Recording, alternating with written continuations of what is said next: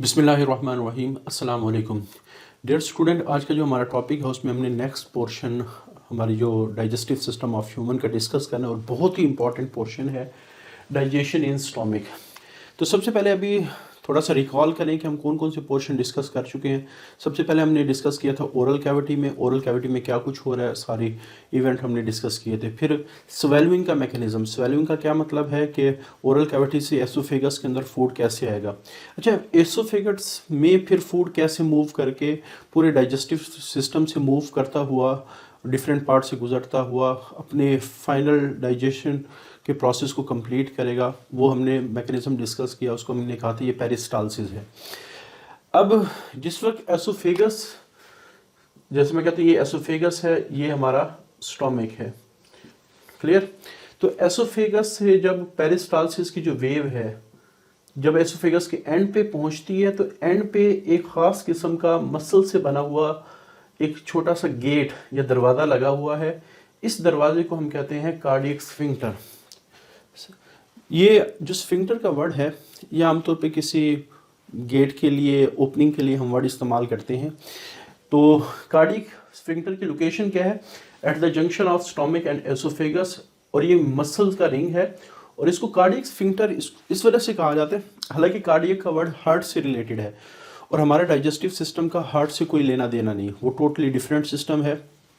लेकिन चूंकि cardiac sphincter की जो लोकेशन है वो बिल्कुल हार्ट के करीब है, इस वजह से ज़्यादातर कार्डियक स्फिंक्टर को जो नाम दिए जाते हैं वो on the basis of location दिए जाते हैं। तो इस वजह से इसका नाम कार्डियक स्फिंक्टर रखा गया, क्योंकि ये दिल के या हार्ट के बिल्कुल करीब है। अब चूंकि मसल से बना हुआ ये रिंग है, तो मसल्स की एबिलिटी है कि वो कॉन्ट्रैक्ट भी हो सकते हैं, वो रिलैक्स भी हो सकते हैं। तो आप लोगों ने याद रखना है कि जब ये कॉन्ट्रैक्ट करेंगे, जितने भी स्फिंक्टर हैं, ये एक इनकी यूनिवर्सल, जो डाइजेस्टिव सिस्टम में है, यूनिवर्सल एक्टिविटी है। जब ये कॉन्ट्रैक्ट करेंगे तो क्लोज हो जाएंगे और जब ये रिलैक्स करेंगे तो ओपन हो जाएंगे। अब चूंकि मसल ने कॉन्ट्रैक्ट किया है तो इसका फायदा ये होगा कि जो स्टोमिक के अंदर फूड आया है वो इस क्लोज होने की वजह से दोबारा वापस नहीं जाएगा। तो entrance to the stomach closes, कि स्टोमिक में जो रास्ता था वो बंद हो गया है। इसका फायदा क्या होगा? Prevent the content of stomach, stomach के जो कंटेंट है या स्टोमिक का जो मटेरियल है, from moving back into the oesophagus, अब वो दोबारा एसोफेगस में नहीं आएगा। अच्छा, ये ओपन कब होगा? कि जब पेरिस्टालसिस की वेव यहाँ पहुंचेगी तो ये ओपन हो जाएगा। तो मसल रिलैक्स करेगा तो ओपन होगा। तो ओपन कब होगा? Wave of peristalsis coming down reaches here, ठीक है। अब ये दोनों डायरेक्शन में हो सकती है। बाद दफा एंटी पेरिस्टालसिस होती है तो तब भी ये ओपन हो जाएगा, अगर पेरिस्टालसिस हो तब भी ये ओपन हो जाएगा। अच्छा, हमारे पास स्टोमिक की लोकेशन का है, कहाँ है? हमारा ये जो थोरैक्स है, सीना है, ये एब्डोमिन है, इन दोनों के दरमियान में एक मसल से बनी हुई दीवार है जो दोनों कैविटी, एब्डोमिनल कैविटी को और थोरैक्स कैविटी को सेपरेट करती है। इस दीवार को डायफ्राम कहा जाता है। तो ये डायफ्राम के बिल्कुल नीचे इस जगह और लेफ्ट साइड पे ये लोकेटेड होता है। तो इसकी लोकेशन थोड़ा सा ध्यान में रखेंगे। बिलो द डायफ्राम, डायफ्राम क्या है? एक मस्कुलर वॉल है बिटवीन द थोरैक्स, सीना और एब्डोमिनल कैविटी में, और ये left side of the abdomen, ये एब्डोमिन की लेफ्ट साइड में होता है, एब्डोमिन की ये लेफ्ट साइड में होता है। अच्छा, उसके बाद अगर हम इसका फंक्शन, वैसे तो बड़ी डिटेल से फंक्शन हम डिस्कस करेंगे, लेकिन अभी अगर हम इस फंक्शन को समराइज करें, पहला फंक्शन तो ये कि एक मस्कुलर बैग है, मसल से बना हुआ बैग है और ये फूड को स्टोर करता है। और इसका फ़ायदा ये होता है कि जो खाने का प्रोसेस है वो डिसकंटिन्यूअस होता है।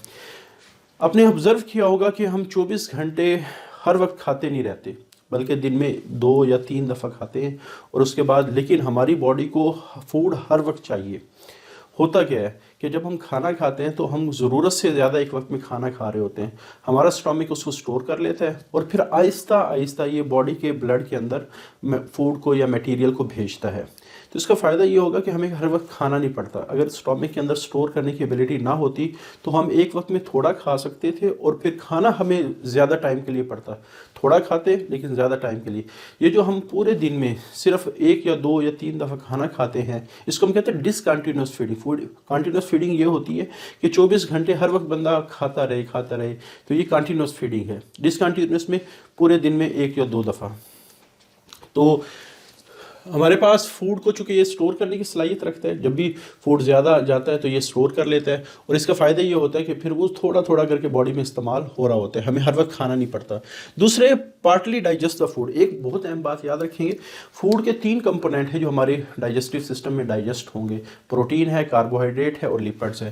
तो फूड का वो कंपोनेंट जो स्टोमिक में डाइजेस्ट होता है उसे हम कहते हैं प्रोटीन। इस वजह से ये पार्टली डाइजेशन है। अच्छा, प्रोटीन की भी कंप्लीटली डाइजेशन नहीं होगी, हम आगे डिस्कस करेंगे इसको। उसके बाद जिस वक्त हम स्टोमिक का स्ट्रक्चर देखते हैं तो इसकी जो दीवार है, ये वाली जो दीवार है, ये वाली जो दीवार है, इसमें 3 लेयर्स हैं। सबसे बाहर वाली लेयर कनेक्टिव टिश्यू से मिलकर बनी है जिसको सिरोजा कहा जाता है। जो दरमियानी लेयर है वो मसल से मिलकर बनी है, और लास्ट लेक्चर में मैंने बताया था कि मसल की 3 कैटेगरी हैं। तो ये स्मूथ मसल्स हैं, और ये 2 किस्म के मसल हैं। जो आउटर साइड पे वो लॉन्गिट्यूडिनल मसल है, और जो इनर साइड पे है वो सर्कुलर मसल है। तो लास्ट लेक्चर में भी एसोफेगस के स्ट्रक्चर में हमने डिस्कस किया था, ये जो स्ट्रक्चर है ये पूरे डाइजेस्टिव सिस्टम का कॉमन है। तो बहरहाल लॉन्गिट्यूडिनल मसल और सर्कुलर मसल्स की कॉन्ट्रैक्शन और रिलैक्सेशन की वजह से जो स्टोमिक की दीवार है वो ऐसे कॉन्ट्रैक्ट और रिलैक्स होगी। तो इसका फ़ायदा ये होगा, एक तो चर्निंग ऑफ फूड, कि फूड को मज़ीद पीसा जाएगा। चर्निंग का मतलब है छोटे छोटे टुकड़ों में तकसीम। और दूसरा फ़ायदा ये होगा कि फूड को जो एंजाइम है स्टोमिक के अंदर उसके साथ मिक्स किया जाएगा। एंजाइम फूड के साथ जितने ज़्यादा अच्छे अंदाज में मिक्स होंगे उतना ही आप कह सकते हैं डाइजेशन अच्छे अंदाज में होगा। अच्छा, तीसरा भी फ़ायदा है कि जब स्टोमिक कॉन्ट्रैक्ट और रिलैक्स होता है तो ये पेरिस्टाल्टिक वेव्स हैं, ये फूड को आगे जो एंड ऑफ द स्टोमिक है जिसको पोस्टीरियर एंड या इस रीजन को पाइलोरिक रीजन कहा जाता है, पाइलोरिक रीजन कहा जाता है, पाइलोरिक रीजन जो एंड ऑफ द स्टोमिक है। तो ये फूड फिर अपना एक्शन जो यहाँ इंजाइम का है जब वो परफॉर्म कर लेंगे तो ये आगे पाइलोरिक रीजन की तरफ चला जाएगा। और सबसे अंदर वाली लेयर म्यूकोजा कहलाती है, ये ग्लैंडुलर लेयर है क्योंकि इसके अंदर ग्लैंड्स हैं। अच्छा, सबसे पहले जब हम इस म्यूकोजा का स्ट्रक्चर देखते हैं तो इसके अंदर जो ग्लैंड है वो ट्यूबुलर नेचर के हैं, ट्यूब की तरह, जैसे आपको यहाँ नज़र भी आ रहा है। ये हमारे पास म्यूकोजा की लेयर है, और ये छोटी छोटी ओपनिंग है कि जो ये सुराख है जहाँ से गैस्ट्रिक जूस या जो गैस्ट्रिक ग्लैंड का फ्लूइड है वो बाहर आता है। और अगर उसके नीचे देखें तो ये ट्यूबुलर टाइप के ग्लैंड कनेक्टेड हैं। तो आप लोगों ने इसकी शेप याद रखनी है क्योंकि ये बिल्कुल छोटी सी लाइन में लिखा हुआ है, इस वजह से स्टूडेंट भूल जाते हैं। तो म्यूकोजा में ये ग्लैंडुलर लेयर है, और इसमें जो शेप है गैस्ट्रिक ग्लैंड की वो ट्यूबुलर है। और इस ट्यूबुलर लेयर के अंदर 3 किस्म के सेल्स हैं। एक म्यूकस सेल्स है जो म्यूकस को सिक्रीट करते हैं, एक पेराइटल और ऑक्जेंटिक सेल है जो एचसीएल को सिक्रीट करते हैं, एक जाइमोजिन या चीफ सेल है जो पेप्सिनोजेन को सिक्रीट करते हैं। जैसे आपको नज़र भी आ रहा होगा, ये रेड कलर के जो सेल हैं वो जाइमोजिन के हैं, ये पेप्सिनोजेन को रिलीज़ करते हैं, और जो ग्रीन कलर के हैं ये ऑक्जेंटिक या पेराइटल सेल हैं, ये एचसीएल को रिलीज़ करते हैं। अच्छा, इन तीनों सिक्रीशंस का फ़ायदा क्या है? इन तीनों सिक्रेशन के मजमूए को हम गैस्ट्रिक जूस कहते हैं। Secretion of all these cell is collectively called as gastric juice. अच्छा, हमारी जो बॉडी है, अल्लाह ताला ने ऐसी ज़बरदस्त किस्म का सिस्टम बनाया है, कोई भी एक्शन परफॉर्म करना हो तो ऑलरेडी जो बॉडी है वो उस एक्शन परफॉर्म करने से पहले रेडी रहती है। कोई भी एक्शन परफॉर्म करना हो, जैसे अगर किसी शख्स ने खाने को देख लिया तो अब जब खाने को देखे तो हमारी स्टोमिक के अंदर फ़ौरन ही ये सिक्रेशन रिलीज़ होना शुरू हो जाएंगी, गैस्ट्रिक जूस रिलीज़ होना शुरू हो, ताकि जब फूड इंटर हो तो फ़ौरन ही डाइजेशन शुरू हो जाए। ये ना हो कि फूड चला जाए और अभी गैस्ट्रिक जूस रिलीज़ ना हो, फूड फिर आगे चला जाएगा, तो वो फिर काफ़ी हद तक डाइजेशन रह जाती है। तो रेगुलेशन याद रखेंगे 3 है कि जब हमें कोई खुशबू आती है, हमारा अच्छे खाने की खुशबू आती है तो फ़ौरन सिक्रेशन शुरू हो जाती है, या हम किसी खाने को देखते हैं तब भी ये सिक्रेशन। और तीसरा, जब खुराक स्टोमिक में चली जाएगी तब भी गैस्ट्रिक ग्लैंड्स इस क्वालिटी ऑफ फूड के लिहाज से, इसके कंटेंट के लिहाज से गैस्ट्रिक जूस रिलीज़ करेगा। इसका क्या मतलब है, इसको थोड़ा सा हम यहाँ करके डिस्कस करेंगे।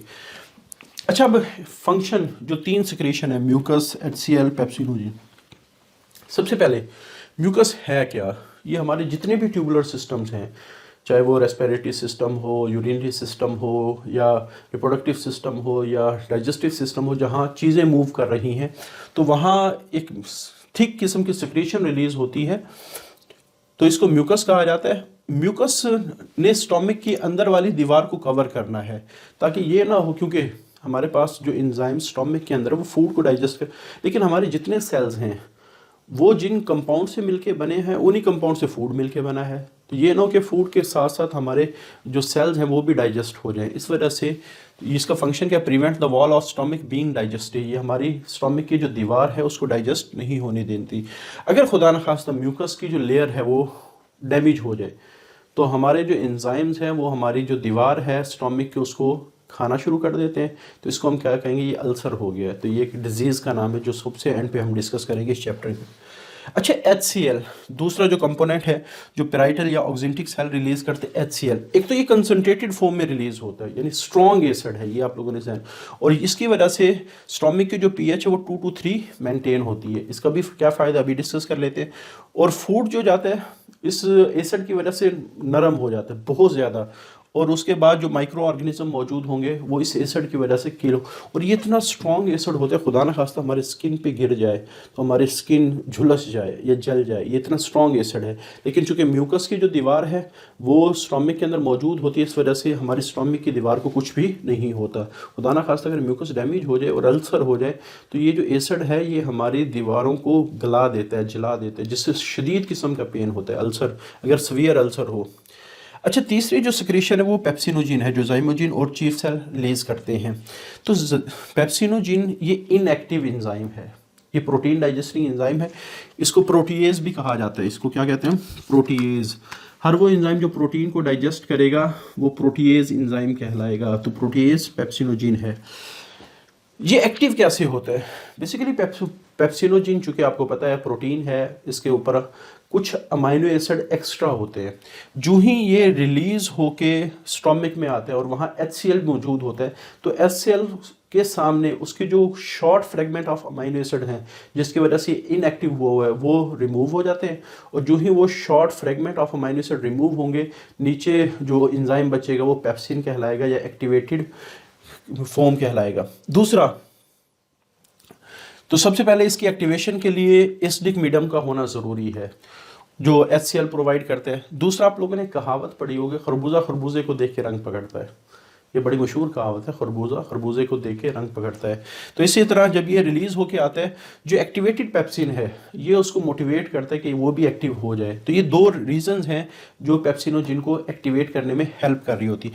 अच्छा, पेप्सिनोजिन जब पेप्सिन में कन्वर्ट होता है, एक्टिवेट होता है, तो ये क्या करेगा, प्रोटीन को पॉलीपेप्टाइड और पेप्टोन्स में कन्वर्ट करेगा। पॉलीपेप्टाइड तो आपको पता है कि शॉर्टर या longer fragments of amino acids. Peptones क्या होता है, ये बेसिकली वाटर सॉल्युबल मिक्सचर होता है, मुख्तलिफ किस्म के अमाइनो एसिड और पॉलीपेप्टाइड का मिक्सचर जो वाटर सॉल्युबल हो उसको पेप्टोन्स कहा जाता है। एक छोटा सा ग्रुप है पॉलीपेप्टाइड और अमाइनो एसिड का जो पानी के अंदर सॉल्युबल हो सकता हो, वो क्या कहलाएगा, पेप्टोन्स कहलाएगा।